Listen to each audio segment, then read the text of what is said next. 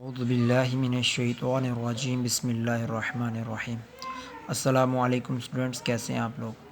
उम्मीद है सब खैरियत से होंगे। तो बेटा आज जो हमने यूनिट स्टार्ट करना है वो कॉन्ग्रुएंट ट्रायंगल्स होगा। तो सबसे पहले हमने वर्ड सीखना है congruent. Congruent means same shape and same size, ठीक है। और इसी तरह एक वर्ड यूज़ करेंगे आगे जाकर आप, सिमिलर ट्रायंगल्स। तो सिमिलर ट्रायंगल्स कौन सी होंगी? जिसमें जस्ट हम ये कह सकेंगे same shape but different size, ठीक है। तो यहाँ पर आपको एक पॉइंट क्लियर कर दिया, कॉन्ग्रुएंट का मतलब कि हमने क्या लेना है, same shape and same size. अब हमारे पास जो सबसे पहले इस टॉपिक में हमने कोरेस्पोंडेंस बतानी है कि what is correspondence between triangles, ठीक है जी। तो हमारे पास सबसे पहले यहाँ पर हमने लेट कर लिया देयर बी ट्रू ट्रायंगल हमारे पास है, एक ABC और DEF, ठीक है। और उसके बाद out of the total 6 1-to-1 कोरेस्पोंडेंसेस, ये हमारे पास आप नोट कर सकते हैं, कोरेस्पोंडेंस का ये सिंबल है। अब यहाँ पर बताना ये हमारे पास इसके टोटल एक ट्रायंगल के 6 पार्ट्स हैं। कैसे? 3 एंगल्स, ठीक है, AB और C, और 3 साइड्स AB BC और CA। इसी तरह इस ट्रायंगल के भी 6 पार्ट्स हैं। अब इन 6 पार्ट्स की कोरेस्पोंडेंस क्या होगी? जो हमारे पास यहाँ पर एंगल अगर A है तो इसके कोरेस्पोंडेंस जो इसके 1-to-1 हम बात कर सकें वो हमारे पास क्या होगा, एंगल D होगा, ठीक है। और इसी तरह हमारे पास अगर मैं साइड की बात करूँ तो AB जो साइड है इसकी कोरेस्पोंडेंस साइड कौन सी बनती है यहाँ पर, DE, और BC की EF और CA की FD। ये है 1-to-1 कोरेस्पोंडेंस, ठीक है जी। तो यहाँ पर आपको शो करवा दिया गया, दरमियान में आपने वो सिंबल लगाना है कोरेस्पोंडेंस का। और अब यहाँ पर नोट करें, पहले हमने एंगल्स की बात की है। अब जब एंगल्स हमने किए इसको कोरेस्पोंडेंस, और उसके आगे शो कर दिया कि angle A corresponds to angle D, ठीक है जी। तो यहाँ पर हमने बताना है कि कोरेस्पोंडेंस कैसे करनी है, जिसमें उसके बिल्कुल कह लें कि उसकी सामने जो एंगल बनता होगा उसी के हिसाब से, ठीक है। अब आपके पास बेटा जी यहाँ पर देखें, अब साइड्स की कोरेस्पोंडेंस है।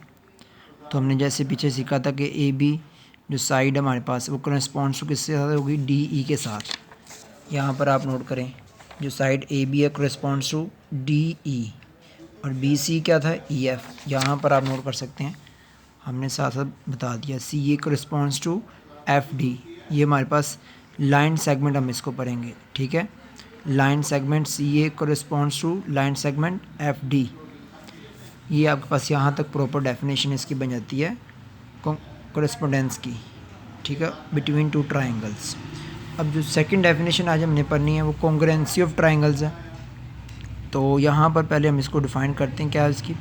2 triangles are said to be congruent written symbolically. यहाँ पर उसका ये सिंबल है, अगर मैं आपको ज़रा क्लियर करके दिखाऊँ तो ये कॉन्ग्रुएंसी का सिंबल है, ठीक है जी।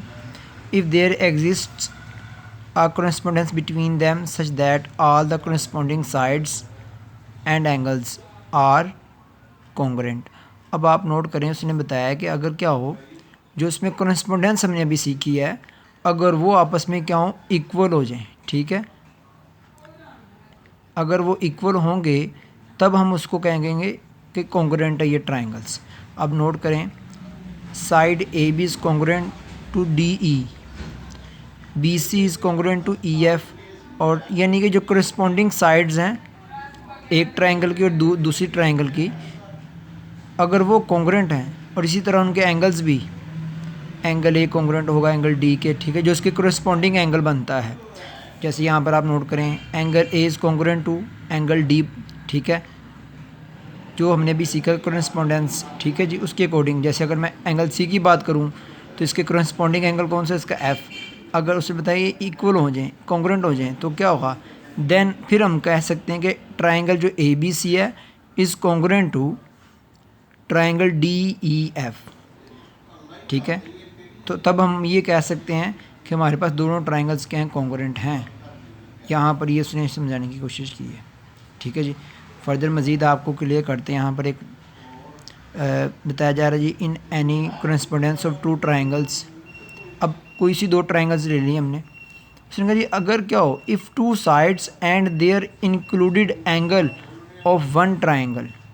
उसने कहा जी हमारे पास एक ट्राइंगल क्या हो, उसकी दो साइड ले लें और एक एंगल ले लें, ठीक है, आर कॉन्ग्रुएंट, अगर वो कॉन्ग्रुएंट हो किसके, to the corresponding to sides, जो आपने साइड ले ली, मसलन यहाँ पर उसने ये ए बी साइड ली है, इसकी करस्पॉन्डिंग साइड डी ई है, तो बताया जा रहा है ये आपस में कॉन्ग्रुएंट है, और इसके ए सी और डी एफ ये भी क्या है, कॉन्ग्रुएंट है।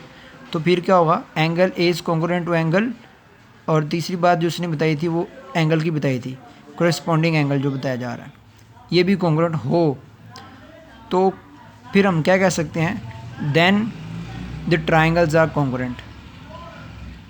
तो यहाँ पर बताया ये जा रहा है कि करस्पॉन्डेंस कंपलसरी है, और कॉन्ग्रुएंसी अगर उनके बिटवीन है, जो आपने साइड हाईलाइट कर दिए हैं या एंगल्स हाईलाइट कर दिए हैं, मिनिमम 3 हमारे पास इसके पार्ट्स कॉन्ग्रुएंट होने चाहिए, ज़रूरी हैं, ठीक है।